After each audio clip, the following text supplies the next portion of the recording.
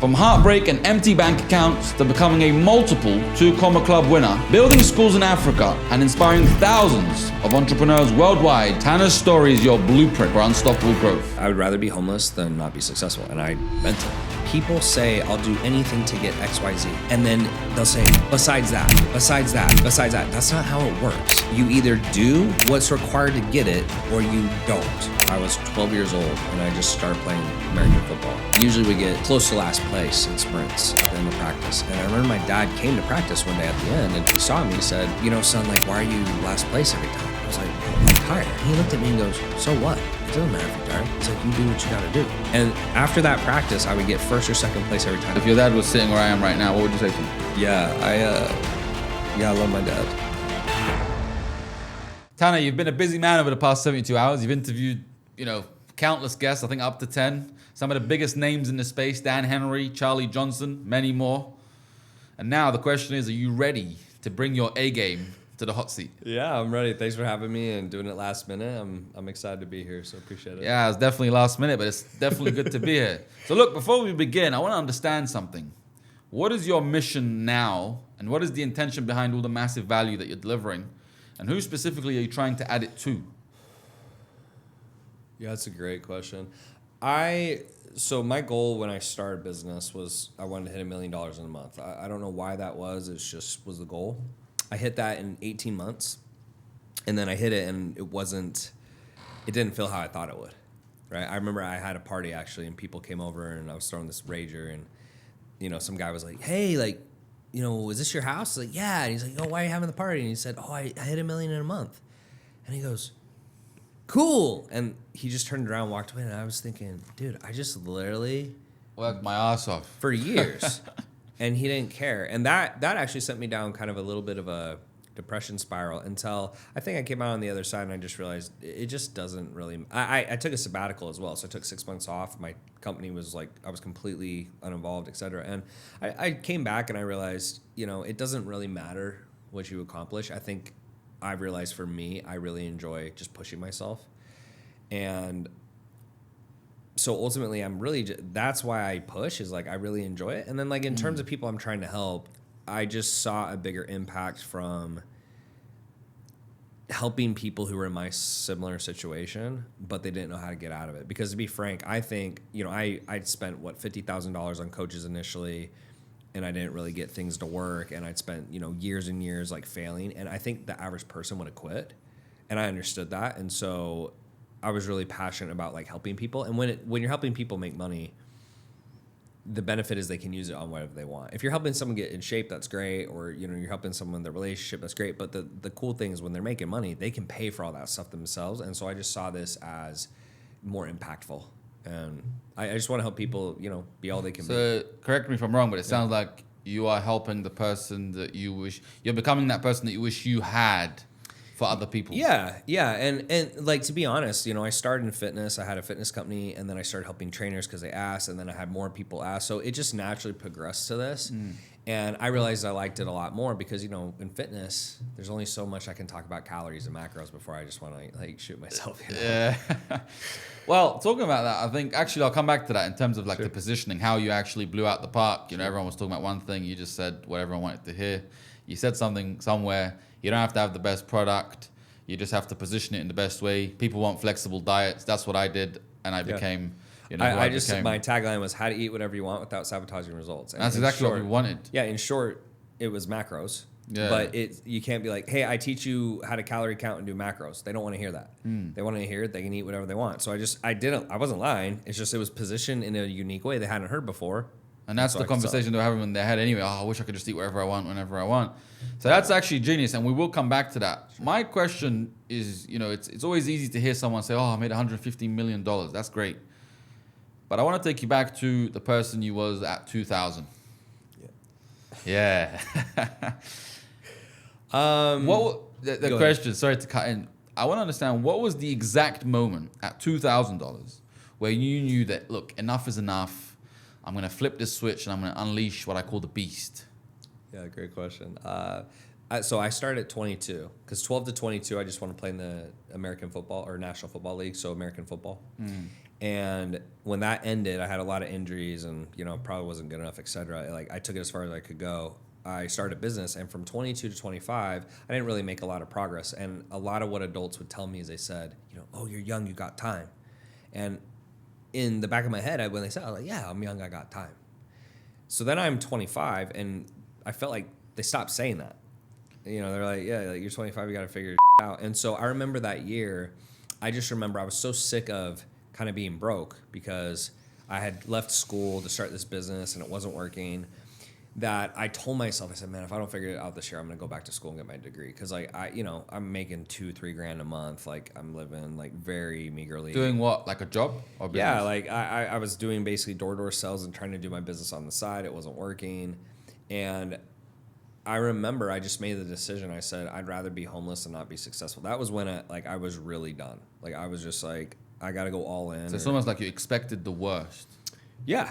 Yeah, like I think like I just was too scared to take a risk still. Like I didn't even really know you could pay a coach or there were coaches out there and stuff like that. And I just remember thinking, you know, I can't afford it anyway. So like it was just a mindset like, oh, I can't afford it, I can't do it, you know, whatever, versus like at all costs. And then at that time, right when I made that decision mentally, I saw an ad on Facebook, probably similar to people have seen to me, and it just said how to start online fitness business. I got on the call, high pressure sell. Didn't even really know like high ticket sales, high pressure sales. It was $5K. I had $2K to my name. So I got a credit card. I paid him everything I had. And then I paid him on a credit card, $3 grand.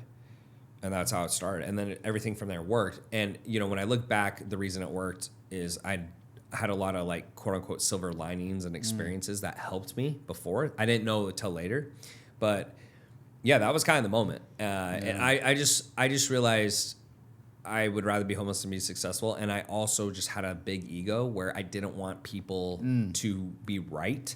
Because a lot of people had told me I was stupid for doing it. And I was like, man, if I quit and I don't make this work, they're all going to think I'm an idiot. And they're going to think I'm stupid. And that just for me was really hard to accept.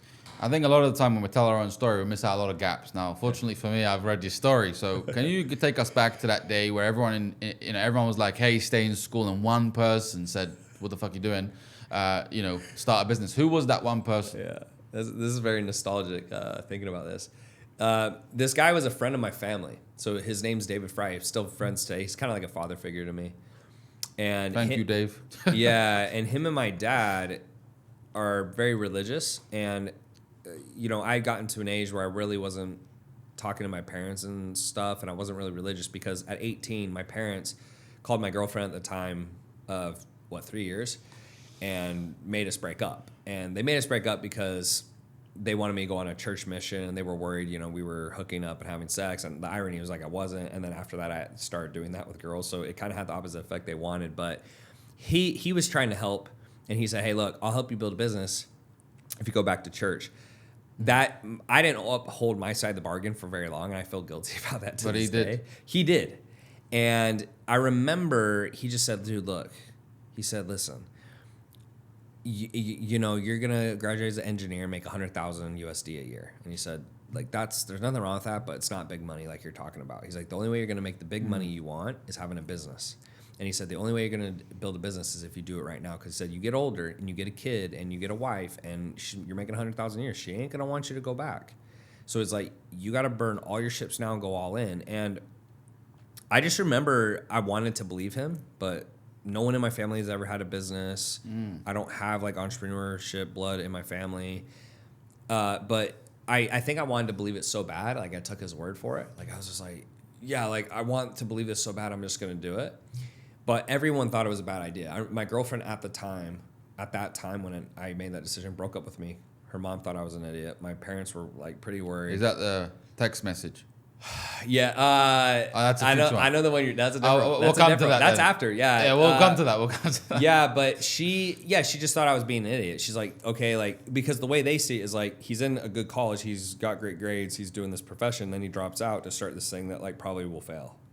Couldn't really blame her, I guess, but yeah, without him, I wouldn't have done it. And like the moment it was real is I was on the phone with Texas A&M.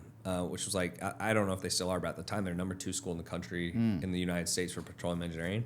And they just asked, like, hey, like, you know, fall semester's coming up. Are you enrolling? And I remember, like, I said, 1 second. And I, like, put it down. And I muted. I looked at him. I said, like, dude, like, they're asking, you know, if I'm going to enroll, et cetera. And he's like, don't do it. And I just unmuted him. I said, hey, I'm not coming back. And then that was it. And just so you have context, like, to get in that school, it's very difficult. So, okay. It wasn't just a big decision. It's not like it was next year. Yeah. It's not like that. Like, it was like I'd done all these things to make sure I could get in. And then I just gave it away. So it was a huge decision. I remember I was like talking about it for weeks, thinking about it for weeks, talking to my parents. But yeah, without him. There's a mini question here that might mean nothing, but it could mean everything. What did the lady on the other side of that call say to you? Oh, she didn't care. She's just like, okay. Hey, sometimes it's like someone, she didn't care, but I think, yeah, I mean, it's still pretty crazy to throw that away because it was like that school for engineering would be like Harvard Law. Oh, wow. It's like you got into Harvard Law and you're like, yeah, I'm not going to come in. Like, what the hell is wrong with you type deal. So it was a pretty scary decision. But yeah, I mean, it's changed my entire life, right? So yeah, Steve Jobs says you can only ever connect the dots looking backwards. So now looking back, it's like, oh wow, that was really cool. There's something there. You was telling the story, and you know, as I look into that story, I have a question in terms of, you said the guy said to you, look, the kind of money that you want isn't going to come from engineering. Yeah. So there's a question in there. It's like, what made you want that life, or what made you want that money, and what does that look like? Who was that guy? Yeah, so my dad was a teacher. My mom stayed at home. We had 7 kids. So we always had enough because my dad did odd jobs as well. And I didn't know it at the time. My dad is one of the hardest working people I've ever met. In fact, I think part of why I am where I am today is my dad. Like, I thought it was normal at the time. I just thought that's what dads did. But as I got older, I was like, oh, like, dads don't do that. My dad's crazy, like in a good way. Yeah. So things were just tight, right? You know, he's a teacher, but he loved it, and then he would do like power washing and mow people's lawns, and I mean, he did all kinds of stuff. And as a kid, we'd actually help him. Like, I would be like, you know, they're like, why can't you go to the movies? Why can't you come on? I was like, I gotta like mow lawns with my dad today, or I gotta like power wash. Building that ethic. Yeah, but at the time I hated him, but I didn't realize later in life like it was gonna help me tremendously. And so I just remember as a kid, you know, we couldn't always have what we wanted. My dad, one time I asked him to go to the movies, and he said, do you have a job? And I was like, no. You know, he's like, oh, I guess you can't go. And then he walked away. And I was like, what the fuck? It was crazy. But so as a kid, I just remember I told my mom, and I said, I'm going to be so rich one day I can get meal prep, or I can go to a restaurant. Because like as we grew up, we couldn't go out to eat a lot. If we did go out to eat, it was very like a cheap place. We would go on trips as a family and drive 3 days to Utah, because we lived in Houston, to like go to some crappy part. I was like, I hate these trips, right? Like, and so I'm glad it happened now, but I just remember I wanted to grow up where I could get what I want whenever I wanted with who I wanted. And the only way you can do that is money. And, you know, a lot of times people, they don't do things not because they don't want to, they can't afford it. Like if you can't travel around the world, it's usually not because you don't want to. It's like you can't afford to. And so to me, I've just always wanted to be super wealthy, so where I can do whatever the hell I want, whenever I want, with who I want. And so, for example, this year, in a couple months, I'm taking my entire extended family to Jamaica. Yeah, like 40, 50 people. Bro, that's expensive. That was my next question. Flights. How does that feel? How does that feel that you go from that, where you have to drive 3 hours to some mediocre place, now the entire family, and by the way, you know, it's not easy to have 7 kids. You know, I've got a few of them here, which I'm going to come back to, that they happen to all be Benson and Gentry are in sales as well. We'll come back to them. Yeah. How does that feel? Yeah, I mean, it feels good. And, you know, it's like my family now has their own kids, like my sisters and brothers and their girlfriends, boyfriends, so they're going to come too. But yeah, it feels, the reason that feels good is because the reality is, like, if you're trying to get a whole family together, your whole group of friends together, it's super difficult because they have jobs, they have lives, they have bills, and like they can't afford it. But when you say, hey, everyone just show up, I'll pay for everything, people will come. Yeah.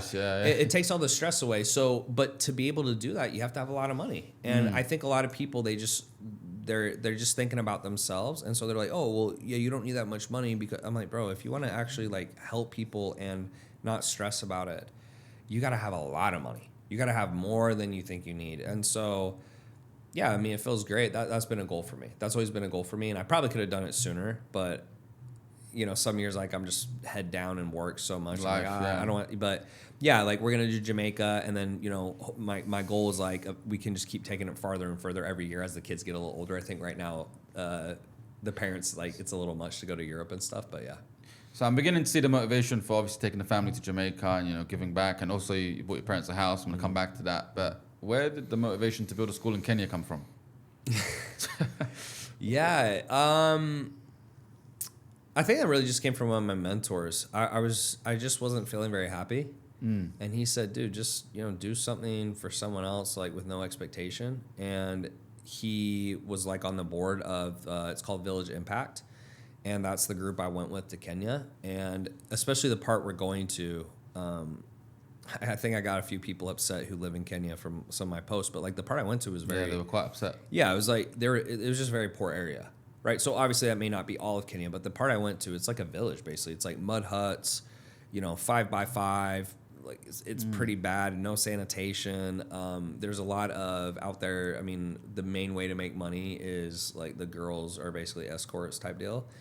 And so, yeah, it was, I think it's humbling to, like, go out there and see people so happy with so little, right? But the other part is just, like, taking your money and just doing something good and, like, doing something outside yourself. So I thought it was a great cause and I could get behind it. And then on top of the fact you put the money into it, they let you go out there and actually see it for yourself, and you actually can. So it's not like a scam or anything. No. It's good. It's good because sometimes, like, you just write a check and, like, you're not that, like, invested in it. But what I like that they do is you invest the check, but then they also let you go out See there it with your own eyes. Yeah, you go out there and it's like you actually help build part of the schools and stuff, and you see the kids and you get to meet the kids. They name the school after you, right? So you'll have a school out there. It could be like Tanner School or Tanner Classroom or whatever. And yeah, it was a cool experience for sure. So I plan to talk about this later in the conversation, but now that it's come up, after you did that, it made you even more driven to succeed. How comes? Yeah, because it just goes back to what I said before. It's just you have to have a lot of money to help people. So you realize, like, it's beautiful to help people, but I need to get my shit together. Yeah, you just have to make a lot of money. Like, especially if you want to live a lavish lifestyle or you want to, like, travel and do those things, it's like you got to make a lot of money because it's expensive. Like I flew here to Dubai, you know, $9,000 plane ticket. Now I could have flown economy, but it's like I worked this hard. It's like that's one of the things I like to splurge on. But it's like, yeah, if you're not making a lot of money, you can't spend $9,000 on a plane ticket. Like, it's too expensive. Or, like, you know, the schools in Kenya, like 25, 30 grand minimum. That's the minimum. Right, so you can't just, or my family vacation, probably like 40, 50 G's minimum. So, like, you got to be making enough money to where, like, that will not affect you. Because if it affects you and it makes you nervous or stressed out, like, you probably shouldn't be doing it, right? And, like, I don't think my family would want me to do it. Yeah. Because a lot of people are like martyrs. They want to do it, but they can't afford it.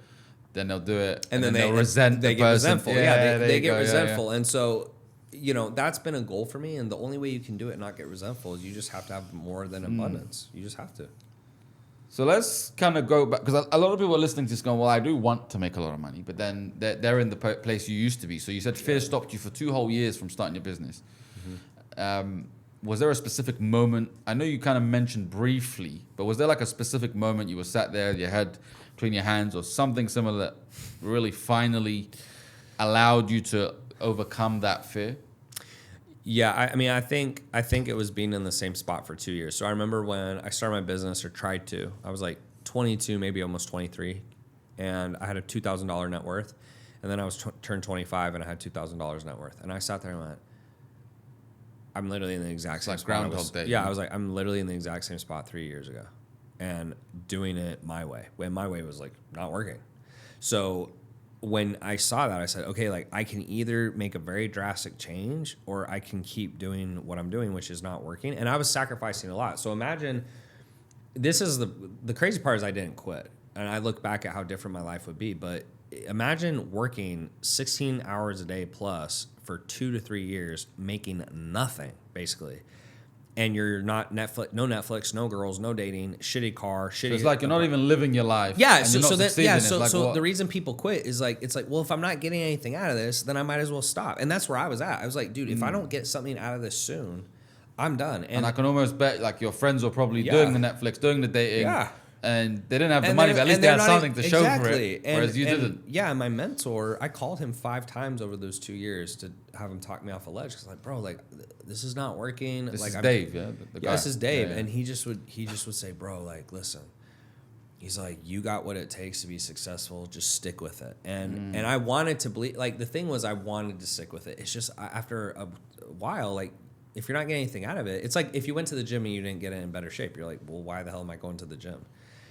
I didn't realize at the time those things would come back and help me, but I was very close to quitting, like this close. And the irony is, like, you look at the amount of money I've made versus what I would, like $100,000 a year is what I would make. And I've done, in excess now over 150 million, right?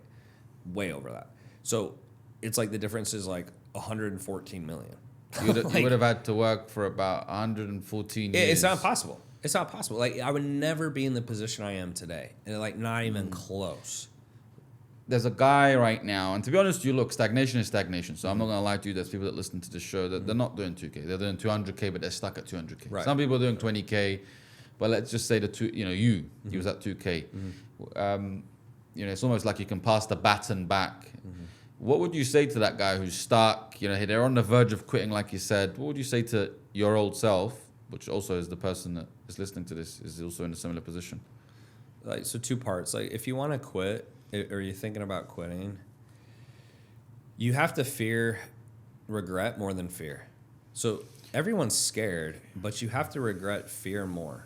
Or regret. You have to fear regret more, because you're gonna you either will look back at your life and regret, or you're gonna look back at your life and go, man, I did all these things that were scary. You can't have both. How do you do that though? Because someone right now is afraid to go after their big goals, and they're technically trying to grind it out. Let's be real. There's a lot of hustle culture out there. There are a lot of people that are trying to hustle it. So how do you get yourself to fear regret more than fear itself? Like, what did Tanner do that allowed him to do that? I got sick of my situation. Like, I was in a shitty apartment. I had a shitty car. I had no dating life, no friend life, no fun. Couldn't afford. So just be honest with yourself, basically. Because some people try and lie to themselves. Yeah, so you're saying, and it's be like, honest. and I was tired of it. Like, everyone has a breaking point, and like, a lot of times when people change, they hit rock bottom, or something bad happens. Yeah. So for me, that was rock bottom. I said, I've been working at this for 2 to 3 years. I have nothing to show for it. I dropped out of school. I would already be graduated by now, making at least $100,000 a year. I'm doing worse than that. I'm like, I'm tired of this. It's like, I will do anything. And, sometimes you say you'll do anything, but there's a difference between actually doing anything and saying it. Everyone's like, oh, yeah, I'll do anything. It's like, we'll do this. Oh, besides that, it's like bullshit. Yeah, so like, show me the way your feet move, not your lips. Yeah, so that's number 1, is like the mentality. Number 2 is you got to think what makes people successful. So what made me successful was I took a risk. So first, it's like, lower your lifestyle as much as you can so it's less of a risk. So for example, moving home with your parents, living with a roommate, go to a homeless shelter if you have to. Get rid of your stupid ass car and all this dumb shit. Lower it so when you can take that risk. And then when you take that risk, you hit, let's say you're at 20K a month, 100K a month, whatever the number is. What people do is they're like, oh, I'm good. And so they stop doing the thing that got them there, which is taking a risk. So the person you brought up as an example, they're at 200,000 a month. The reason they're not growing anymore is they're not taking any more risks. They're not continuing to learn. So if you look at why do they do that though? Because they're a phenomenon. They're cool with what they're making, and they don't care if they make more. But do you link this to identity? Is there something related to identity? Their identity is a 200K man. This is it. I just think that I don't know if that's it. I just honestly think people have a number in their head, and when they hit the number, they stop growing. The irony, though, or the bad part, is business is a living organism. So the business you have, let's say you build it. And I've seen this now because I've been in business 7 years, I think 8 years in September. So I've seen like a life cycle at this point. And what I mean by that is what worked in year 1 doesn't work in year 6. But if you hit your goal in year 1, then for 5 years, you're just like reaping the benefits. But then year 6, you're fucked. And then you haven't done anything for 5 years. And you're like, oh, I don't really want to learn new skills. I don't really want to learn a new business. I'm kind of done. And then their business goes under. So if you look at my journey, I started as a fitness trainer. I went online. Then I started consulting trainers because they asked me. Then I started consulting business owners. Then I got into private equity. I'm going to start a hedge fund with one of my partners in December. I'm in tech now. I've invested in multiple companies. So I'm continuing to level up. Every year, I'm learning new skills. So you don't always reap the reward right away, but just think if I never tried to level up my skills, then eventually that is what you're going to make. You're not going to make any more. So I think a lot of people fall in that rut, and that's okay because from the standpoint, they don't see life the way I do. Like, I just love to grow, so I'm going to do this forever. But you have to understand from a financial standpoint, if you want to make more money, you have to continue to take risks. But people want either one, they don't put themselves in a position they feel comfortable to do it, or two, they just stop. And so I just think that's where a lot of people, they get comfortable and they stop trying to grow, and that's why they don't make any more money. Because really, I think wealth is a personal development journey. The more you develop as a person, the more wealth you'll attract. Because think, like, I have to be a better person to get portfolio companies and start tech companies and hedge funds and convince people to give me equity than if I'm just starting a business. It's like completely different skill set. Yeah, and you have to personally develop to a level people will follow you. Yeah. And I think that is a true phenomenon. Like, some people, for example, if their biggest goal is 10K a month, they'll make 10K a month, and then it's like, instead of going out in abundance, they like try and reap it in. Or let's say we get paid, and it's like, I don't want to pay it anymore. You've got a few funny posts out there about people paying 5K to change their lives and just not wanting to do that. And eventually, you know, you didn't really mention this, but I'm inferring this. It's like in year 6, lag time catches up, and everything they did in those first 6 years no longer works because they weren't really going where the puck is going, as Wayne Gretzky would say. Now they collapse, and they think it was only that year that made them collapse, but really it was the lack of innovation. So, like look at AI right now, how fast it's moving. It's like, look at the coaching space. I don't know how long you've been in the space, but like, if you look at it this year compared to 6 years ago, dude, it is way more competitive, way lower trust, because when it started, market skepticism is up. Yeah, exactly. You know, when I started 2018, you could put out one post, you'll get like 200 likes, 60 comments, you DM everyone, you probably could. Right. So if you just keep doing what you did year 1, you're now losing money. You're now in the red. But people just don't want to progress. So it's fine, but you just got to understand then you're on a short window. You got a very short window where you're going to make money, and then you're going to go out of business. And that's why people don't stay in business, because to continue to push yourself to grow and develop and innovate is more work than just, hey, I'm flying at this altitude, we'll just keep cruising. And there's no problem if you do that. But in my opinion, I've been in the game long enough now that I've started to see, oh, that's why people go out of business. It makes more sense now. I was like, I don't get it. Like, my business when I was, year 1, I was like, oh, dude, I'm gonna make money forever. And it's like, I still am, but it's like, I've innovated. Like, if I kept doing what I did year 1, there's no way I'd still be in business. Absolutely no way. Like, there's literally no way. Like, I could, even just if I broke it down by the numbers and the services we do now, there is no way I'd still be in business if I was doing the same stuff. What is the services that you deliver now? Right. So when I started, I just did strictly consulting or coaching, right? Over time, I started to see, okay, our clients want setters, sales reps, ads, funnels, emails, whatever, all this other stuff. So we don't do this on the front end, but on our back end, we have all these upsell offers.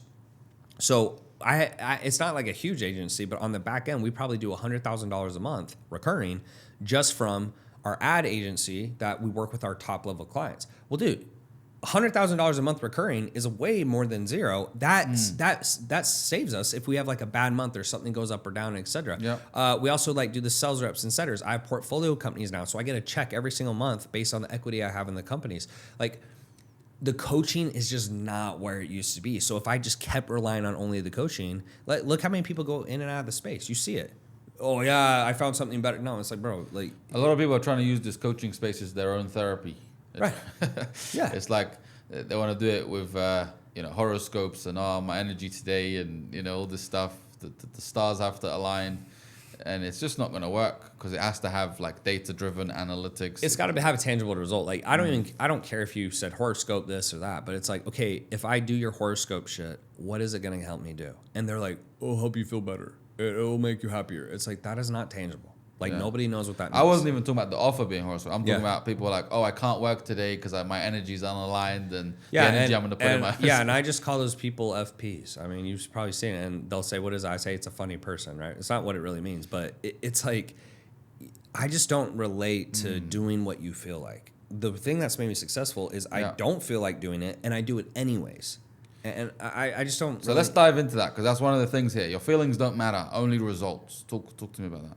Yeah, it's facts. It's just facts. Like, the way you get in good shape is you go to the gym and you follow the nutrition plan no matter what.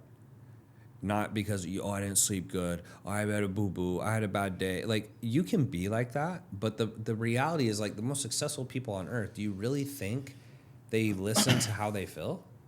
It's like you can have a bad day and feel like shit and still do what you're supposed to do. You can be in a bad mood and still do what you're supposed to do. You can sleep like shit and still do what you're supposed to do. Like last night, I think I only got, I usually like feel best when I get 7 or 8 hours. I've been pretty busy, so I like probably safari trips and four or 4.5 hours of sleep. It's like I didn't like text you and say, oh, I'm kind of tired today. Like you just gotta show up and like do your shit. And the thing is, when you do that and you don't die, you go, oh, like I can do these things. I can be resilient. Still survive.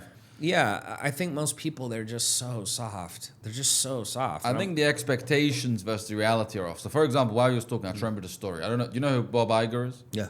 Disney guy. A lot of people don't know who he is. Yeah. So, there's a story in that book, his book, Ride of a Lifetime. Highly recommend everyone read it. Yeah. Where he gets a phone call. He's in like, Asia somewhere, opening up a Disney. Have you read that story? Yeah. And they're like, someone just got bitten by a crocodile. Yeah. And he really doesn't want to make the phone call to the parents. Like he says it in his book. Like, I don't want to make that phone call. Can you imagine if he was like, oh, well, my energy's off right now. So he goes to the gym. Yeah. He gets himself ready. He actually mentions that he cried. Like he cries. He goes to the gym. He picks up the phone. And he said, I didn't even know what I had to say, but I said whatever I needed to say. But the expectation in today's world is not that. The expectation today is, oh, can you do it? Like I was talking to someone earlier today, and in his old job, actually your previous guest, Charlie Johnson. Yeah. They got him to fire 6 ladies because no one else in that team wanted to do it. So everyone's like trying to be soft. Everyone's trying to be like sugarcoating. And their expectation of what normal is. So like, someone, but I sent out 10 DMs, I didn't get a client. Because they think that's normal. That's what business is. But the expectation is way beyond that. Sure. So how do you counter that? Like if you was to give some feedback here in terms of like this new Gen Z, millennial, blah, blah expectations. How do we like regulate these expectations versus reality in this world? Yeah, it's tough. There's a lot of bad advice out there and stuff that I don't really agree with.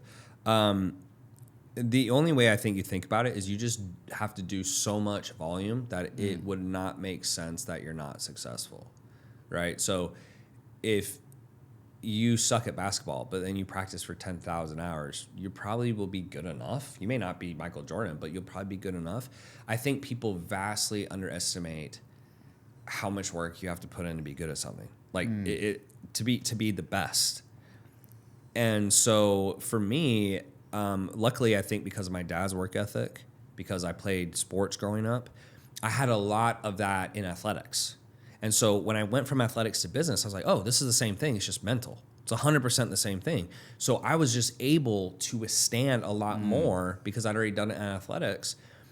And so I don't know if the answer is like play sports. Like, I don't know. Like, but for me, it was seeing my dad work so hard at a young age, and that became normal. And then playing sports, and like I would sack the quarterback, and the coach would say, oh, you dumbass, you're supposed to drop in coverage. And it's like I had a sack, which is like a really good play in American football. So for me, I just had a different level of like normal. And so I just think some people, like, they haven't done anything difficult. Like, this is why I don't think parents should give their kids stuff. You give your kids stuff because you want them to have a better life, but by you giving them stuff, they have a shittier life because they don't learn. They have no adversity. Like, how do you become a better person? You have adversity. So for me, I think I had so much adversity as a kid that when I fell into business, I was like, oh, it's just more adversity. And it sucked, don't get me wrong, but I was able to deal with it. Other person whose parents have done everything or they haven't had any adversity, they crumble. Because they don't crumble want, like, big time. Like, it doesn't make sense. Like, I grew up in a pretty well-off neighborhood, I would say, but my dad had 7 kids and he's a teacher. So he was just really good with his money. But there would be parents who are making, 10 times what my dad was making, and their kids haven't done anywhere near what I've done since we left. Like, and I look at it and I go, because every time they had a problem, Daddy would give them money. Solved it for them, yeah. My dad would say, hey, tough shit. My dad literally said, hey, you got to get a scholarship for college or you can't go. That was what my dad said to me. I was like, oh, this is for real.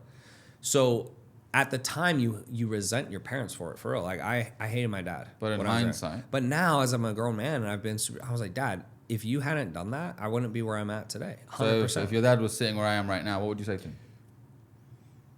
I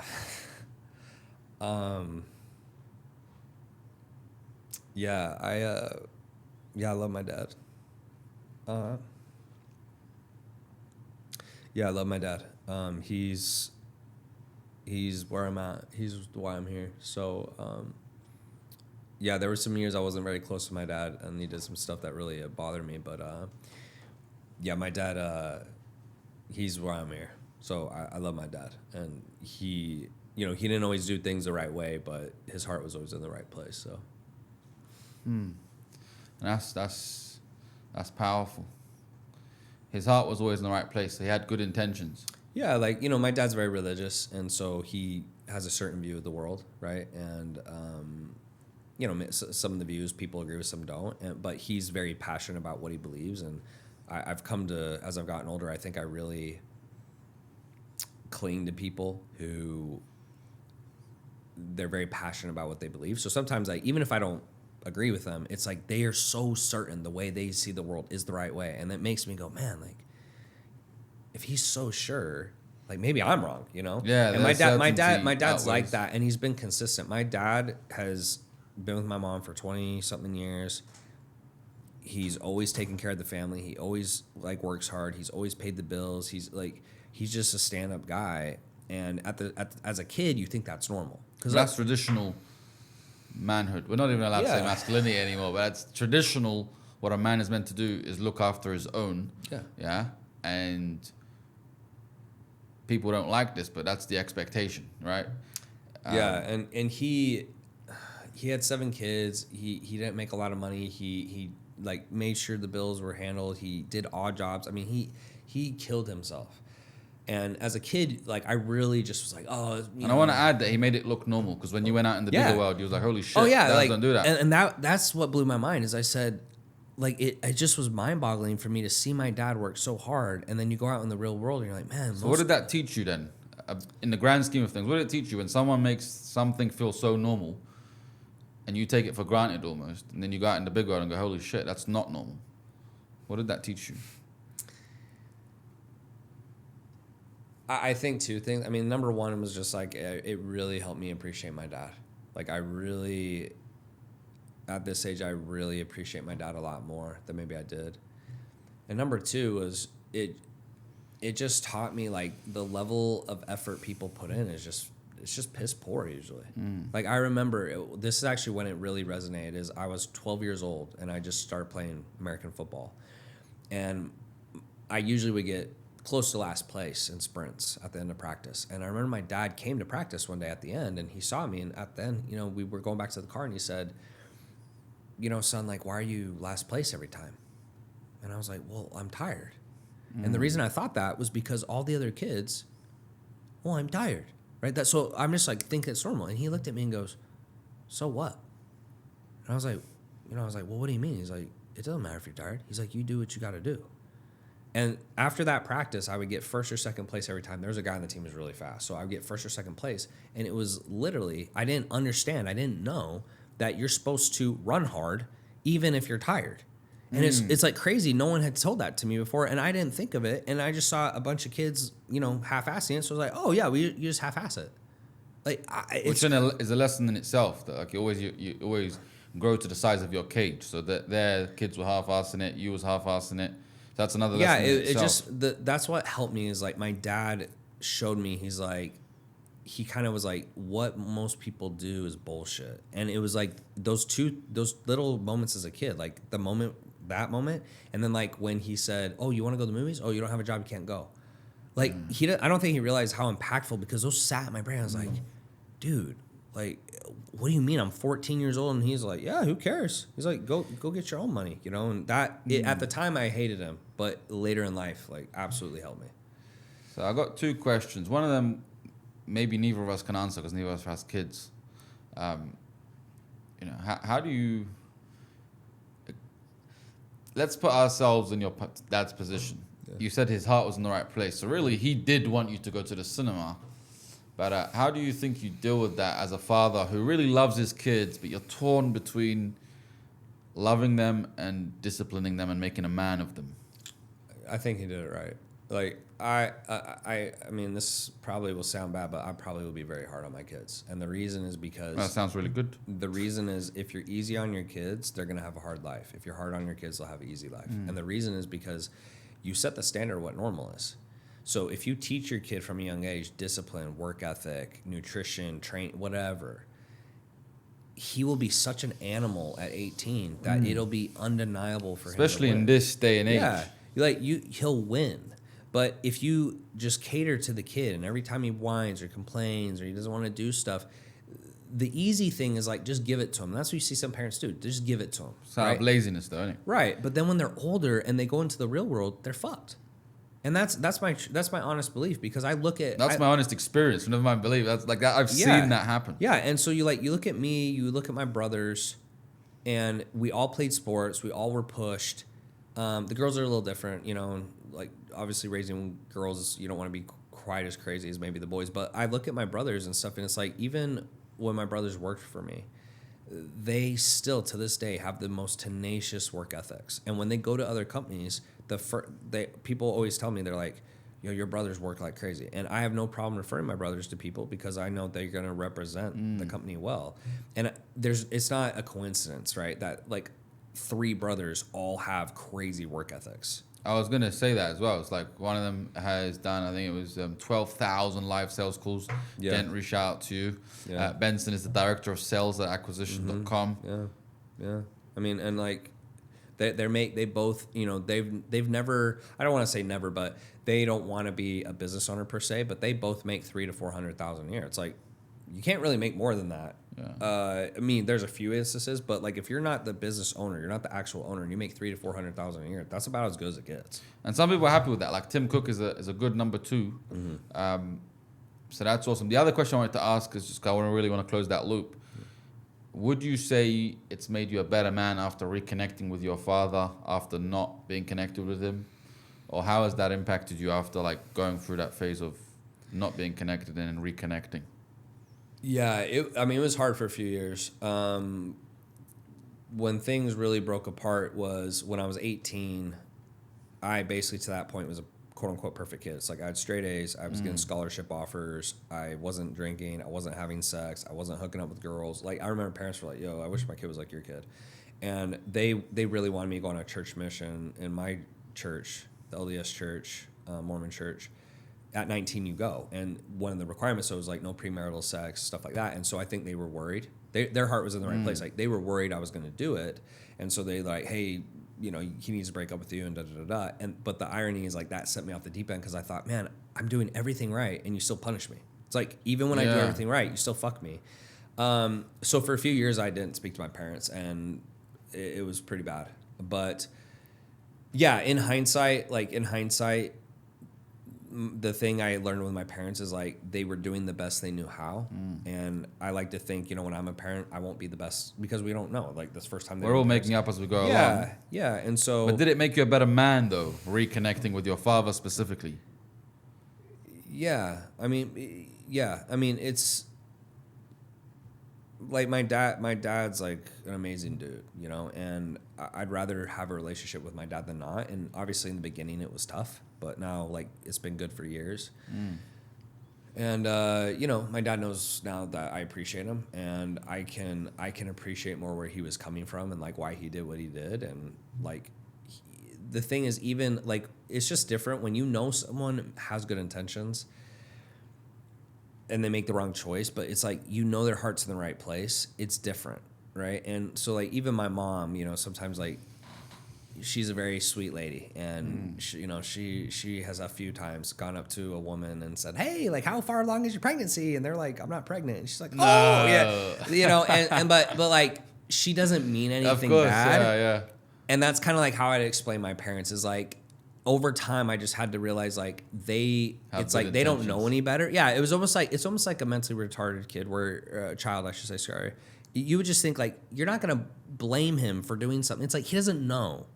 And it's not, my parents obviously don't have like a mental disability, but it's like sometimes people do stuff and they just don't know. Like you're like looking at them like they're crazy. They're just simple-hearted, I call it. Yeah, and they just don't know. And so my parents, one of the things that makes them different from other people, they really believe in what they believe, and they're very religious. And so, if you're coming from a religious standpoint and you are like, yeah, I think, the sky is red, and everyone's like, no, it's blue. And they're like, no, it's red. And they just keep saying it. After a while, at first it made me mad, but after a while I just realized that's what they believe. And if that's what they believe and they're doing the best they can, in fact, they're having to come over farther to try to have a relationship with me, because I don't believe what they believe. So it's actually harder for them because if I ask them for advice or I tell them something that's going on in my life, They're gonna come. My dad is like, what does he want to do? He wants to bring in the God or the church or gospel, and I'm like, yeah, Dad, I don't really believe that. So over time, what I've really seen with them is they've tried to adapt, and they're a lot like, let's say, softer now than they used to be. My dad used to just be like, well, it says this, and you should do this, and you're stupid, So like I have a lot more respect for them because I feel like they had to kind of grow through that process as well. And like, I would rather have parents who genuinely believe what they believe and they act on it. Like my dad's not a fake. He does what he says. At least he stands for something. Versus someone who stands for nothing, you know? And I think it is our responsibility to take responsibility. And that doesn't necessarily mean it's our fault, but it's like in the word, you have to take the ability to respond. You can't change them, but you can change you. And as a result, things happen. But there's a reason I asked that question, because it does relate back to business. If anyone's listening, going, what the hell has this got to do with business? Because I found that most men, and I'm only talking about men here, females is a whole different thing. If a man does not have a good relationship with his father, he's always trying to please, he's always trying to look for that external masculine validation, and he's always chasing. And as a result, he can't have what it takes to run a business successfully, because he's always kind of like, hoping someone can kind of like stroke him.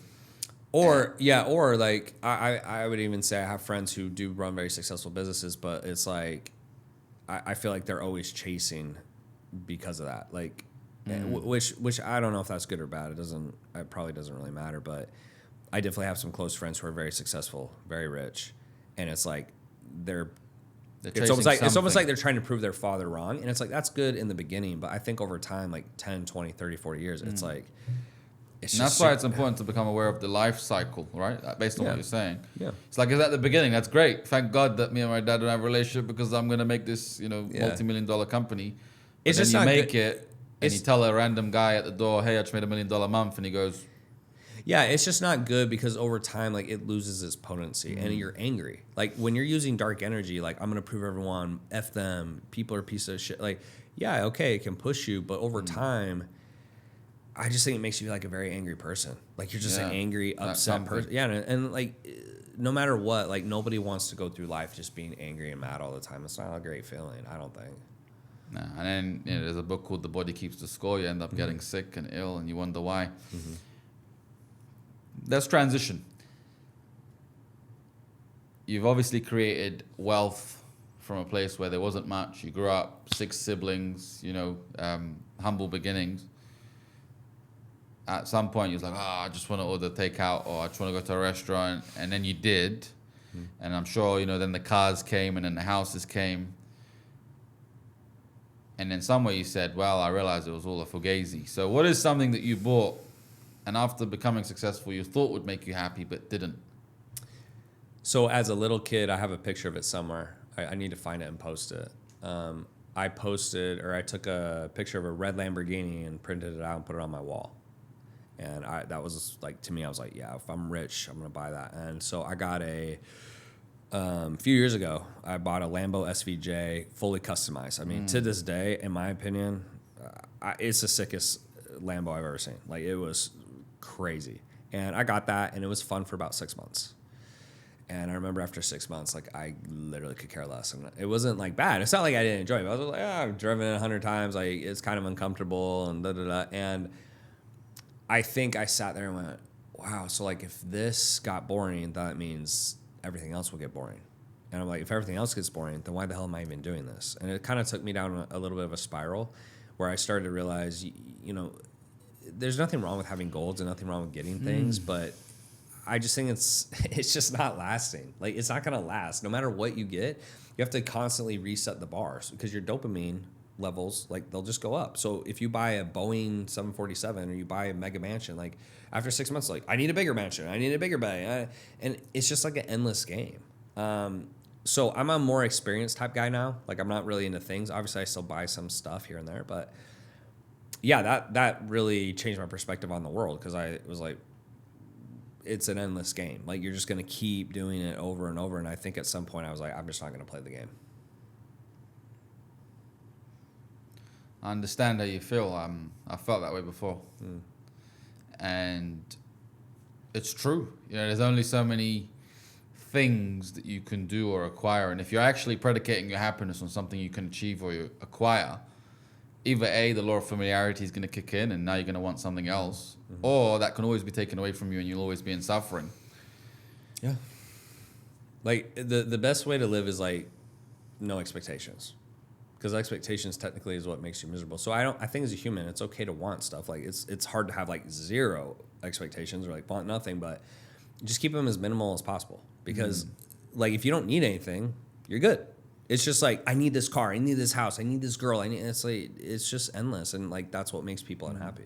And I don't know if this is a universal truth, this is just my truth. I found that when you don't want or need anything, it usually sometimes just rocks up. But when you really want something, and this could be, by the way, anything from cars to relationships to just anything, the more you want something, the more it runs. The more you're like just nonchalant, like, yeah, it is what it is. It comes. And sometimes don't want something so bad that you won't accept something better a lot of the times, you know? Yeah. Rigidity is not good. That's a really powerful one, actually. It actually got me into my own feelings. Because I found that, look, let's be real. Look, we're both in Dubai right now. At one point, it was a dream of mine. My view from my balcony is, like, insane. Like, I can just see the whole ocean. And sometimes I just catch myself feeling so, I don't want to lie and say ungrateful, because I'm actually very grateful, very consciously. But I just look and go, it's almost like, imagine if you're looking at a color photo through black and white lenses. And then I'm like, you know, sometimes I get stupid messages like, oh man, your life's like so cool. I'm just like, what the fuck? This person doesn't really know what the hell's going on here.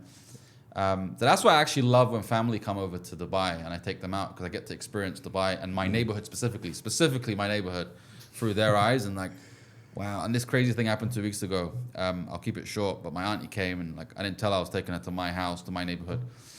And she was just like, wow, this area is lovely and stuff. And she started saying a lot of limiting things. And I was like, that's really interesting.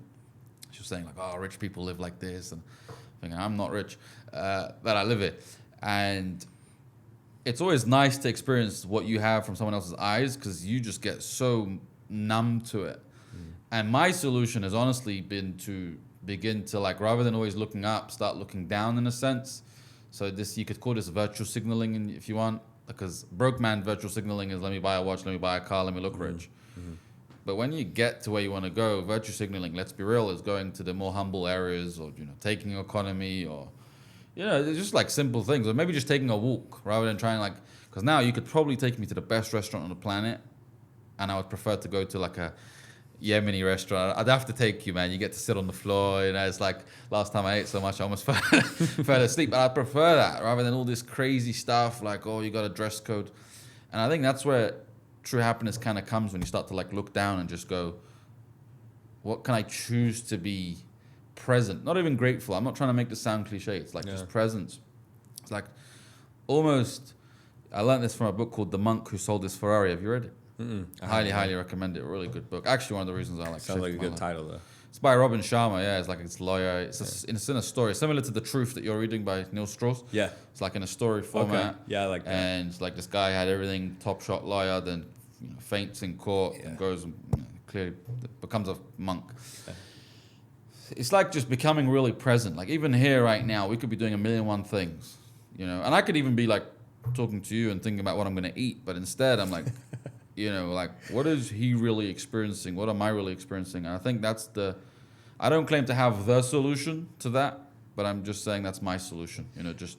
Yeah, it reminds me, like, when I go to Kenya, you know, I feel like people are very happy. And I think part of that is, like, you know, the saying ignorance is bliss. Like, they can't have cell phones and cars and all these things. So it's like, they're just happy with what they have, because it's not even reality. I think one of the hard things is, you know, people, let's just say if you're a male usually born in the U.S., like there's other places you could be born, but let's just say in the U.S., like you can do so many things. And so part of the issue is like when you can do so many things and you can like see all these things you can accomplish, you create expectations. And then the expectations is what kind of can make you miserable. So I think the key is just, it's tough, but just try not to have expectations, and just make it more about growth. Like about, for me now, it's just more about who I'm going to become and like doing difficult things than actually what happens. Because to be frank, when we die, it's not going to be like, oh, you know, I didn't hit 10 billion and it doesn't matter. It's just, did I try to do difficult things? That's what's going to make you proud. It doesn't even matter if you win. You're not going to go, yeah, I tried it. Like, for example, I tried to play in the NFL and it didn't work. I literally took it as far as I could go. There were guys I played with who probably put in 10% of the effort I put in, but they were just blessed. Like, there's a guy from Ghana. He ran a 4.5. He was 270, and he never played in the football. He played 5 games and went to NFL 5th pick in the draft. Multimillionaire, like Pro Bowler. I'm like, bro, what the, like, you haven't done shit. But it doesn't matter because like I maximized what I had and I knew I put everything on the table that I could do. It's like I have no regrets, and I'm super glad I did it because if I had walked away from football without doing that, I would always what if. That is got to be the worst thing to have in your head on your deathbed is what if. Like that's got to be the worst thing. I want to throw a framework on this. The coach in me wants to throw a framework in this. Like, Sure. What's the walk away from this? It's easy for me to say have a full intention, but no one's going to understand what that means, so I'm going to put a framework on it. There's 3 levels of intention. Number 1 is to have a counter intention. That's like, I'm going to do this thing, but I know it's not going to work. And usually you're always right. And a lot of people do it. Like, even maybe your parents told you to do certain things, and you did it just for them to show them that it didn't work. It's called a counter intention. Level 2 of intention is where actually the majority of the world sits right now. It's called a no intention. I want to start a business. Hopefully it works, but if it doesn't, I did try. If it works, great. If it doesn't, it doesn't. Well, for example, I'll send out this DM. I'll do this cold call. If it works, it works. If it doesn't, it doesn't, And you live your whole life with this no intention, but really under that is fear. It's like fear of me putting it all on the line and failing. And what really needs to happen is to create a full intention. And that full intention is basically, Alex Hormozy actually speaks about this. I can't take credit for the whole thing. It's basically not expecting it to be easy, but expecting yourself to go the whole way. And then as a result, like you just learn so much more than you would if you had no intention. Because with no intention, it goes back to something else called the 3 laws of mastery, where there's a hacker, a master, and a dabbler. So now I have to explain that, but I'll make this very quickly. Otherwise, we're going to end up in a masterclass. The dabbler is it makes sense, just like dabbles in a lot of things. Yeah. That's a no intention person. She's going to dabble with a lot of shit. And then with the dabbler, every time they hit a plateau, they never break through. Whereas with the full intention person, they're a master. They don't expect it to be easy, but they always break through that plateau and they always end up somewhere. They always end up on some new floor. And I think that's the answer, or at least my answer anyway, to just have a full intention when you go into things. Don't expect it to be easy. If you are going to have an expectation, is don't expect. Yeah. That's really. You just have to be okay with the growth and not the result. Like it just you won't. Most people won't believe this until you've really hit a high level. But I'm telling you from experience, like you will hit it, and you just will not. It will not feel how you think it will feel. So yes, it's okay to have goals, but I think the goals are what make you happy versus actually hitting the goal. Once you hit the goal, you're just gonna move the post. So for me, like I just really enjoy growth at this point. It's like it doesn't matter if it works or not. Like I just enjoy it, and if I become a better person from it and I grow from it, cool. Because no matter what you do, there's always someone who's gonna beat your ass. And that's the funny part. Like we think like, oh, I'm a big dog. It's like, dude, there's a bigger dog always. So I just. It takes time to get there, I think. I think a lot of people won't believe that. Like, usually when people thank you for saying that. Literally, I was thinking, someone's listening to this guy, and it's easy for you to say, yeah, exactly, but, Mr. 100 and whatever. Right, and I get it, but, yeah, like, I used to think that. I would say, oh, he just says that because he's poor. Like, people would say, oh, money doesn't make you happy. I'm like, yeah, you're poor. And I think there's some truth to that, because it's like I think people cope with whatever their situation is, but the reality is, like, it doesn't make you happy. And like when I was going through that, it really rocked my world, because to that point, I felt I was a broke, miserable person. And I was like, I'm miserable because I'm poor. Once I'm rich, I won't be miserable. And then I became rich, and I was like, man, I'm still kind of miserable. And then it like completely shattered my belief. And then I had to kind of go through that process over 1 to 2 years. But yeah, it's just, you got to enjoy the growth, and if you don't enjoy the growth, you're just not going to feel that great. You're going to have a rough time. You're not going to be happy, yeah, because you're just always trying to stretch the goalpost, and it's like no matter where you get, it's never going to be enough. It's like you can use this in business, you can use it in money, you can use it in relationships, you can use it with women. Like you always want more. It's never enough, and so I think the key is like wanting to grow, but it's like be grateful with what you have. Yeah, and I mean, look, if you're sitting down thinking, oh, it's lucky for Tanner to say, just look at your own life. Even if you haven't made millions of dollars, you've accomplished something that you wanted, and you got to experience the law of familiarity where that thing became very normal. It doesn't have to be a Ferrari, a red Ferrari. It could have been anything. It could have been the latest iPhone that you really wanted. You bought it, and then 3 weeks later, you just didn't care about it anymore. This has been an amazing conversation. We're going to pivot a couple more times, and we're gonna put a bow tie on this thing. Let's talk about betrayal. You've dealt with betrayal from employees, from partners, even friends. But trust is one of the core competencies of business. So how do you keep trusting people after being burnt? That's a good question. I think number one is you just realize it's just part of the game. Especially if you're in business, I love business because it teaches you so many things about life. I think if you're in business long enough, I've had hundreds of employees. Someone's going to screw you over. It's just a numbers game. I think the other thing is just what you do is you don't try to let you jade you too much, but you learn from it, and then you just put things in place that minimize it. So, for example, if one of the things I will actually say a lot is men kind of ruin girls, so to speak, because what happens usually, not always, but let's say men, we're kind of stupid or dumb sometimes with dating, and we're just dating a bunch of chicks and we're telling them what they want to hear so we can get in bed with them, and then the chicks are super innocent, and I would say they get their feelings hurt, and they're like, man, all these guys are pigs, and so they get really jaded. But then by them getting so jaded, they become unattractive, because if you met a girl who's jaded, she hates men, you're like, yeah, I don't want to go on a date with you.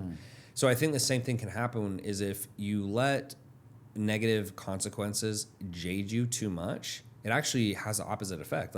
People are like, yo, he is so mad and angry, I don't want to work for him, versus you're like, okay, that really sucked and it hurt, but what can I learn from it, and then what can I do better next time so it doesn't happen? So I just try to keep kind of a level head, and don't get me wrong, there's times in private or maybe I've said a thing or two that I regret, but it's just part of the game. And so I just try to learn what could I do different, what did I do poorly, what could I do better. You just try not to take it too personal, because the reality is most times when bad things happen to you from other people, it's a reflection of them. It's not a reflection of you. Yeah, we've all met someone, whether it's a woman or a man, and we're just like, who the fuck hurt you? And you don't want to be that person. But again, it's the goal is to learn from that experience, I guess. What else can you do? It's you can be mad or you can learn, or you can try to take it as a learning experience. I don't think there's another choice. So there's always two paths usually for choices. And I just choose it sucked. I learned from it, move on. That's it. Taking it deeper than that, or oh, the world's out to get me, I'm so unlucky. It doesn't really serve you personally. I don't think. I try to stay away from that. Yeah. Because if you let it kind of hurt you and you put up your wall, you have to remember that the same wall that protects you prisons you. So then part of the solution is obviously have some sort of kind of defense mechanism, but it doesn't have to be the one that imprisons you. Is that what you're saying? Yeah, bad things happen to good people, so I just think every time something bad happens, it's an opportunity to learn. Any oh, woe is me, this is so bad, I'm so unlucky, it's okay, maybe you are, but it's so I was going to ask, do you think the good people attract the bad things? I think good things happen to bad people. I think it happens less if you're a good person, sure, but it's yeah, good things happen to bad people. It's just life, I try not to read into it too much. It's bad shit happen. I don't know why. It's sometimes people, they worry more about why than just move the fuck on. Who cares?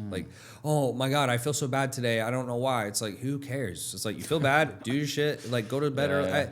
I just, it's you can spend your whole life thinking about, or people get really crazy oh, I'm like this because at 5 years old this happened. It's what if it was that? Who gives a shit? I just think people spend way too much time on why versus what can you just learn and move the fuck on? Yeah, and if that is the case, it happened at 5-year-olds, great.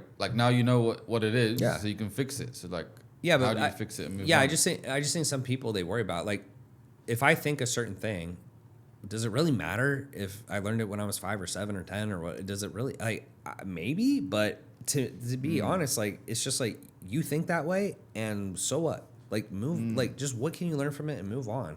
I think people get way too attached to that stuff, or they try to, like, search, they're reaching for straws. Like, dude, you don't know that is because XYZ happened when you were 5. Like, maybe, but you don't know. So that's at least my mentality. I just try not to worry about stuff that, like, you can't know or you can't for sure know. Just focus on what you can control. And then obviously that goes back to, you know, the core message. Feelings don't matter, only results. So get your results.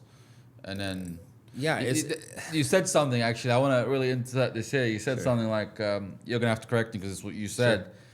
But feelings don't matter, only results. But then you get the results and then it doesn't matter, or like it numbs something along the lines you said? Yeah, like, well, meaning if you're doing, we all want results because we're not just doing shit to just do it, right? But so what I mean by that is, like, if you're going for a goal, just shut the fuck up and do what you're supposed to do to hit the fucking goal. The end. Like, when sometimes, like, I'll talk to a client and they go on this fucking whole emotional tirade. I'm like, where's your numbers? Okay, that's what the numbers say. Shut the fuck up. Like, that's it. It's like, it doesn't matter. Like, all this other shit. You wasted 30 minutes of my life talking to me about this shit. And, like, so the clients I get, they like that I'm a no bullshit guy because I'm just like, this is what that means. This is what you do. The end. It's like, all this other shit doesn't matter. So, like, going back to what you said, it's like, the goal, if we're pushing for a goal, is to get the result. Otherwise, there's no goal. It's like, okay, then who gives a shit? If there's no goal, then why do you care? Like, why are you upset then if there's no goal? Who cares? But then once you get the result, I'm just saying the result will not matter as much. And so it's like the growth you got from the result is what matters. That's the point. It's not about getting the result, because meaning the result is not going to change you. But when you hit the result, the growth in between where you were and where you are, that's the goal. That's what matters.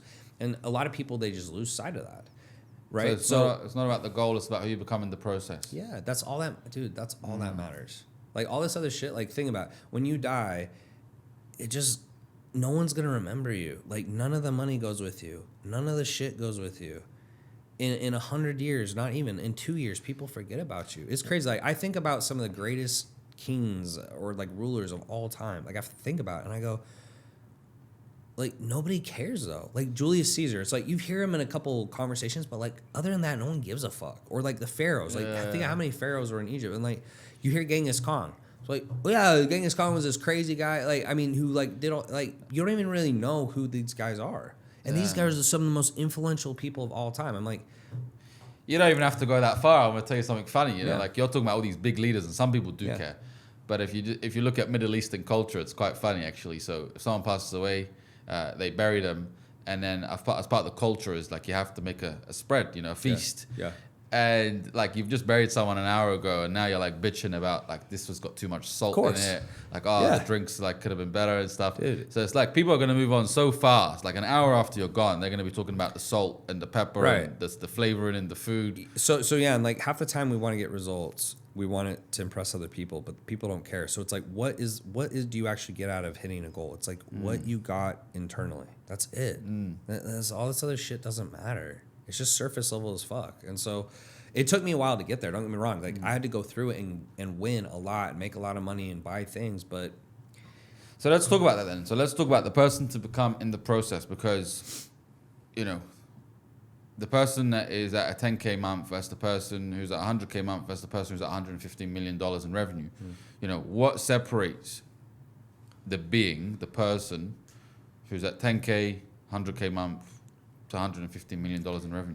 Yeah, so, like, just 0 to 10K is just, do you have any grit? Like, it's like, you can be a complete dumbass. Hard work. Just grit. It's literally like, you can be a dumbass, and, like, if you just work hard, you'll hit 10K, like, pretty much. 10K to 100K is, like, now you've learned a couple skills. Like, you're good at sales, you understand marketing a little bit, you understand fulfillment, stuff like that. 100K to 115 million and, like, levels in between, it's really about building teams. Like, what I've realized over time is my business does as good as my team. If my team's good, my business does good. If my team's bad, my business does bad. The end. That's it. The final story. So the reality is, there's a lot of people who can get to $100,000 a month, but they cannot get beyond that. Why? They suck at leadership. They suck at hiring. They suck at training. They're a shitty person to work for. They don't understand, like, how to motivate people. They just are like, yeah, like you're in my business. I pay you. Good, do it. Don't make me manage you. So how did you learn how to motivate people? Because I'm guessing It's it just wasn't always a like thing. a lot of reps. Like I've had a lot of employees. I've been in business a lot of years. I've had a lot of clients. So for experience.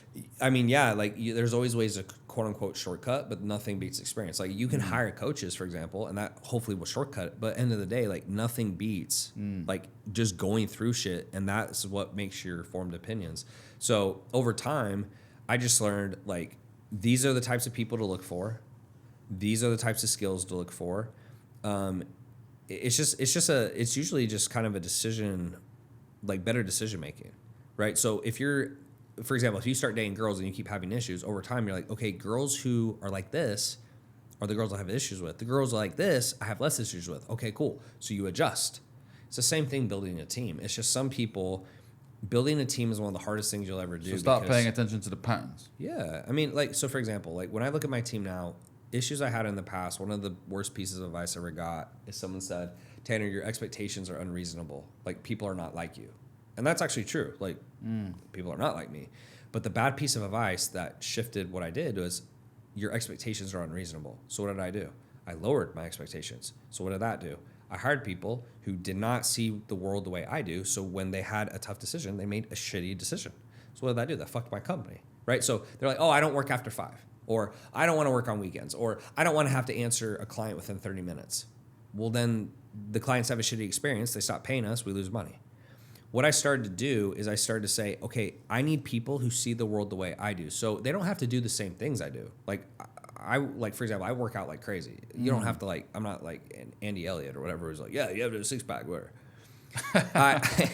I just am like, do they see the world the way I do? So for example, people on my team, like they want to work hard because they want to be their best version. That's it. Like, it's not deeper than that.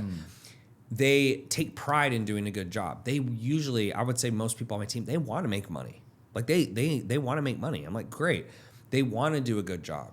They care like how they show up. Like, you can't teach people that shit. They have it or they don't. And so what I stopped doing over time is I stopped hiring people who didn't see the business and so life. How do you find out in the hiring phase who's like you and who's not? You can tell if you interview enough. You can tell. Like, what are some of the signs? Like, the whole point of hiring is you're trying to replicate yourself. So what I started to realize is, what do I value? It's like I value hard work. I value grit, determination, being ethical, like delivering a quick service, being on top of the clients, like stuff like that. So you just start to hear stuff in the interviews that they don't care. Like, for example, like how many days of work can I get off? Do I have to work past 5 o'clock? Yeah, I'm kind of looking for like work-life balance, or like, I'm not saying those things are bad, but for my company it is bad because I want people who will do whatever it takes to get the result. I'm like, you're done when you're fucking done. You're not done when it's fucking 5 o'clock. Yeah, I hate that shit. I'm like it'll be Friday and it's 5 o'clock and then you leave and then you don't get back to the client till Monday. That's fucking bullshit. Like that does not work for me. So how do you incentivize them to be that way though? You don't. Like you like, people talk about incentivizing. You can set benchmarks and you can give them a raise, but instead of incentivizing people, just find people who fucking see the world the way you do. So the people on my team right now, they just go, I want to be the best I can be because that's who I am. That's it. And so then what happens is I don't have to incentivize them. I don't have to like clap them on the back or give them a like, good job, bud. But they work harder for me, and then guess what? Because they work harder for me, I want to give them more money, or I want to do things for them. So they validate themselves. Yeah, and then by me doing stuff for them, they want to work harder for me. So the way it starts is you just find the person who wants to work hard. So it's like if you're gonna build a basketball team, do you find someone who loves basketball or hates basketball? It's like, loves it. Why? Because if he loves it, he's gonna want to work harder. But if you find, oh, I hate basketball, oh fuck this, and it's like, it's the wrong thing. So where most people mess up is the best players on the team have the most skills, and they also have the best company like the values. When you talk about company values, it's, do they see the world the way you see it? I just won't hire people who don't have both anymore. Like, if you have to pick, values is better than skills, but in reality, the best people, they come in, they already know what to do, and they see the world the way you see it, and so you don't have to do very much. So aligned mission, aligned vision, shared values. Yeah. Great. Yeah, because I've hired people who are very skilled, But like they're in a different phase of life. They're like, yeah, I'm looking for work-life balance. I just want to chill. I just want a lot of time off. So they do as little as possible for as much as possible. Right? I think a lot of business owners don't get this. Like technically, you're saying all they're this. horrible. I just 90%. thought of a client I was talking to about a month ago, and she kept talking about the same employee for months, and I kept, obviously I'm not going to tell her to sack her, but I was like, we got to the point where it was like, now, like, listen, this lady's not, she's coming in late, she's leaving early, she's not doing the thing, she's not following the SOP. Yeah, fire her. I mean, I would tell her to fire her. She was just like, oh, how do I coach her? So we kept like trying this thing. That's a bad piece of advice. One day she sat down to give all her staff this mission and vision, talk, and she said, hey, why are you guys here? And all of them were like, paycheck. And she came back to me, she's like, oh yeah, they said they want the paycheck. And in that moment, I'm like, okay, and so I'm not telling you to sack everybody, but there's a book, by the way, called Beyond the Hammer, amazing book about teams. I don't know if you've ever heard of it. But it talks about like creating a mission and vision, because if people don't know what banner they're following and they're only following a paycheck, well, they can get a paycheck anywhere. Yeah, a lot of leadership books, the issue, or like building teams, the issue with the book is they assume everyone's smart. Most people are dumbasses. So the way you need to hire is like, so going back to what your client was doing, your client is like, if I'm a better leader, she'll be a better worker. That sounds great on paper, and that's what a lot of leadership books say, but they assume that person's smart. She's probably a dumbass. So no amount of, like, take a shitty basketball player. You coach him as much as possible. You got him and you got Michael Jordan. You coach them the same. That guy, no matter what, is still going to suck. He might be a 1 to a 3, but a 3 still sucks. That's the difference I learned over time, is like, it's better to find a 7 and make him a 10 than take a 1 and try to make him a 3, because he still sucks ass. That's the issue with most business owners, is they sit there and it's the right attitude. It's like, hey, I'm the reason. Like, it's my fault. And I love that. But the reality is, like, when you start building a team, and at least to the level I've built, it's bullshit. It's like when you play team captains in high school or junior high, what did you do? Hey, it's your turn to pick. Who you pick? Best player. But in business, for some reason, we all lose our minds. We pick a shitty player, and we're like, oh, he still sucks. Like, what else do I need to do? It's like, I just want to interject here. Sure. Because we're in the real world. After COVID, it's a fucking pandemic out there in terms of employment. Everyone got to experience how it felt like to sit at home. So a lot of people are listening to you and saying, in an ideal world, I would flip and pick the best basketball player. But they're all sitting on the bench now and they don't want to play because they decided that they don't want to play anymore. So in the real world, how does this apply? Because we don't... I don't think those are the best players. Best players want to play. Best players want to win. Those are not the best players. I think you have to have unrelenting standards. So going back to what my COO at the time told me, he goes, your standards are too high. Keep your motherfucking standards high. It's like, that's the whole reason you're winning. The whole reason I win is my standards are way higher than the average person. But they're not finding staff to hire then.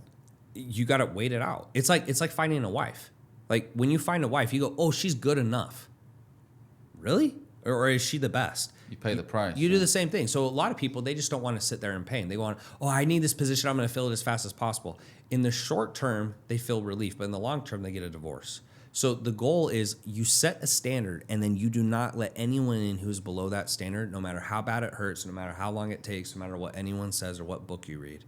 And that's the only way to do it, because when you build a team and everyone's actually pulling their weight, dude, business is easy. Like right now, it's a joke for me. Like, I'm killing it. I'm working probably, I work, I mean, I'm always doing something, but like in terms of like spending time on my businesses and doing the to-dos, like I'm spending less time than ever. I'm making more money than ever because my team is so good right now. You built the foundation. Yeah, and like, don't get me wrong. I had a team of 100 and now it's down to 40. So I've learned, like, I had to get rid of a lot of people, but I've learned exactly like who to look for, what to look for, what skill sets they need. And then I just am like, this is the standard. If you don't hit it, you're gone. So it's also, think about it this way. People do what you allow. So if a girl, like, even if you're trying to be a good guy, if she allows you to yell at her and she never leaves, like, over time, you're just like, yeah, she's not going to leave. She'll let me yell at her. If she sets a standard hypothetically and she's like, hey, if you're going to talk to me like that, I'm not going to be here. And then she leaves, that like really will hit you. You're like, oh, like maybe I need to change. Maybe I need to be different. You know, maybe you find a different girl. But that's the thing that changed for me is I just stopped lowering my standards. I said, look, this is the standard. You're not doing it. Is there anything you don't understand? Anything I can help you with? No, I understand. Okay, if you continue to do this, you're gone. I'll just tell other people. Yeah, this goes back to like I like how all these conversations usually go because they all like always end up looping together.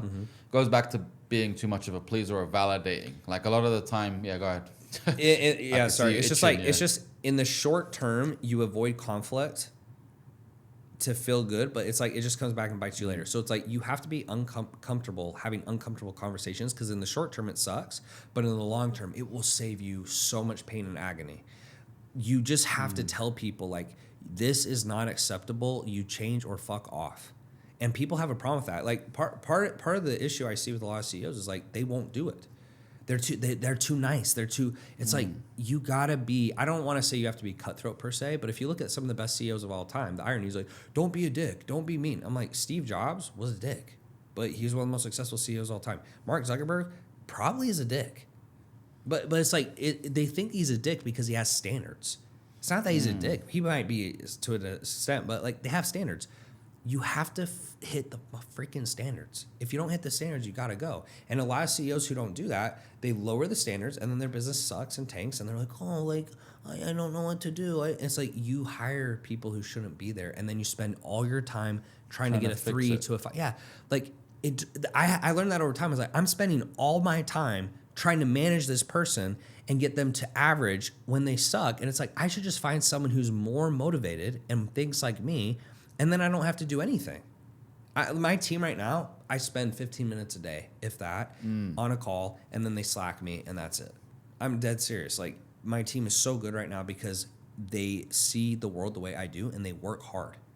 And that's it. And I don't have to incentivize them. I don't have to give them a bonus. I don't have to play games. It's just like they just do what they're supposed to do.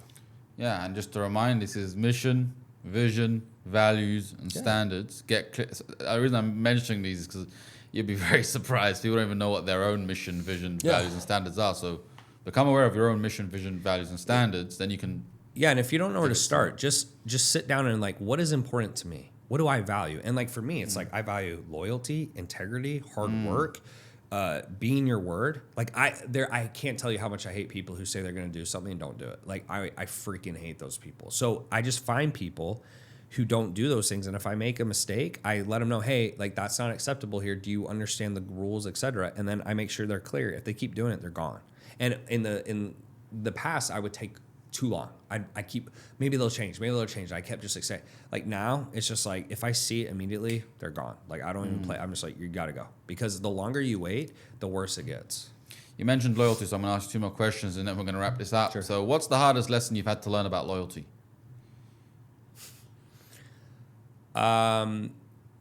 Yeah, some people they're just not loyal. Like you don't know if you're loyal until your loyalty's been tested. Like guys would be like, yeah, I'm loyal to my girl. It's like, did you ever get a chance to like cheat on her? It's like, it's hypothetical bullshit. It's like, you don't know until you're in that situation. So what I've learned with most people is they're loyal until they need to be loyal. Yeah. Until it's time. It's like, like, yeah, I'm a loyal person. It's like, not really. If you don't have options, you're not loyal. Yeah. And that's just in that context. Even in business context, like, I mean, there's people like I've flown around the world, birthdays, parties, like doing all this stuff on the side, on top of the fact that I pay them a salary. And then when push comes to shove and I don't really ask people for a lot. I'm a pretty self-sufficient guy. So when I ask someone for something, it's important to me. And there's been a few people like, they let me down. They don't do it. And I'm like, what the fuck is wrong with you? But I just think just understanding like most people, like if you're a high level person and you push and you grind and you're getting more results than most people, I think it's okay to just understand most people don't think the way you do. One of the funny things my brother said to me, he goes, Tanner, you're one of the smartest, most driven people I know. So you get frustrated when normal people tell you stuff because you don't understand. And he's like, you can't understand because he was joking, but he's like, you can't understand because you're too smart. I was like, okay. So just lowering my expectations, I think. And then, I mean, that's pretty much it. It's just lowering your expectations. Like just understanding that most people may not see the world the way you do. Like even like the gym, like I'm in pretty good shape. Most people don't go as hard as me. It's like, yeah, it's okay. It's just like you're different. I see the world differently. That's how most people see it. Just lowering your expectations of people, I think, a little bit. Do you and your brother's mastermind? We talk a lot. Yeah, we talk a lot. Like we have a bros chat, we call it. We talk a lot, yeah, about a lot of different things. So we have a pretty good relationship. That's cool, man. So there's someone right now who's sitting on the edge. They want to take a big leap, but they don't have that ferociousness that you seem to have. What advice would you give that person who's scared right now to take that next big leap? Yeah, it's one of two paths. I mean, you have to genuinely hate your situation more than failing. Like, you have to fear regret more than fear. Which brings us full circle. Yeah, it's like, for me, I said I would rather be homeless than not be successful, and I meant it. And I literally did everything and anything I could think of. Like, I moved home. I didn't date. I didn't go out with friends. I didn't go to restaurants. I like, all I did was work. All I did was work until I won. And then number two is, like, if you're not that type of person, get a job. That's okay. Just like, if you're not that type of person, you're not going to do what it takes, then get a fucking job. Just be honest with yourself. Don't waste your time, because building a business is hard. Like, the reason people don't do it and stick with it is it's fucking hard. And it takes a lot of mental energy. It's going to take a lot of stress. It's going to push you to levels you never even thought of. So if you're not that type of person, then get a fucking job and just be done. And that's okay. Because I think too many people also, they want to be someone they're not. And it's like, look, if you don't want it that bad, then it's not going to end well for you, because someone who does want it is going to beat your ass. So I think, like, even my two brothers, like, I think they could definitely be CEOs. Like, they work, but they don't want to. They'd rather work in a system.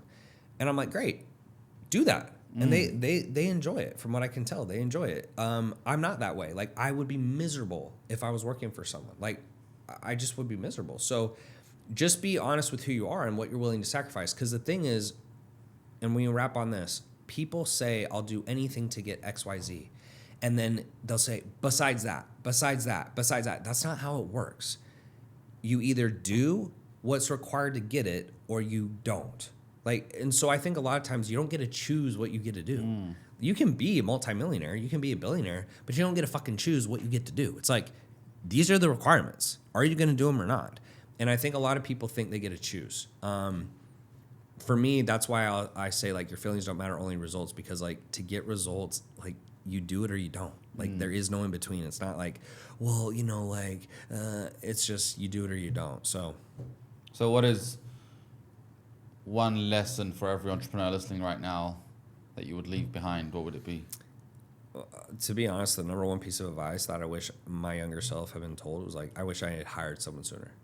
Because from 22 to 25, it's not because I don't need money. I don't give a shit if someone hires me or not. I don't say it for that reason. I say it because from 22 to 25, I didn't hire anyone. I made $2,000, and then from 25, I made $1 million a year, and then I did 115 in 6 years. The difference is, like, not every person I've hired has been a quote unquote good experience. 80%, I would say, it's like I kind of felt like I didn't really need it. 20% like really move the needle, but you still learn what not to do, and learning what not to do is just as valuable as learning what to do. And a lot of people, they just sit on the fence like, oh, I can't afford it, I can't go in. It's like, dude, if you aren't making significant progress, like I would say within 6 months, if you're not in a different situation, like you don't know what the fuck you're doing and you're wasting your time. You don't get your time back. And so if I can go back in my career, I look at that and go, if I had hired someone 2 years sooner or 3 years sooner, let's say hypothetically at 15 to 25 million a year, like how much richer would I be? It's like significantly. So was that stupid? Yeah, it was stupid. It was a waste of time. People only look in the short term, $10,000, $15,000, $5,000 investment. It's like if you spend 10 grand though and you make $1 million, who gives a shit? But people are so short-sighted, they don't think about the opportunity cost. They just think about, oh, well, I don't have 10 grand, so I can't invest it. It's like, dude, you're a fucking adult. Figure it out. Get the money. Sell your soul. I don't care. Like, figure it out, because like I look back at my career and it's like the difference in my life would be 115 million to about $600,000. It's a 114.4 million. It's like my life is significantly different. So I wish someone had told me when I was younger. I was like, oh, I don't have the money, I can't afford it, I can't do it. I wish someone would be like, you're chicken shit, figure it the fuck out, because you have to. And it wasn't until I was 25 that mindset shifted, because I was like, well, this mindset is not helping me. So that's what I would say to most people is like, if you don't know what to do, hire somebody and figure it out, because it's like you will move so much faster than if you just like are Googling stuff or ChatGPT stuff and you get 700 different resources and then you have to pick one of the resources and you don't even know if it's the right one. And then you go down that route. It's like, you're just wasting time. You're either paying with time or paying with money. Yeah. So it's like, just pay with money, man. You can always get more money. You just won't get your time back. And there's only a short window for people to be successful. Like, think about this.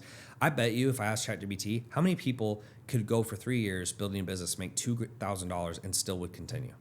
Probably 1%. Very little. Like, that was me. Less than that.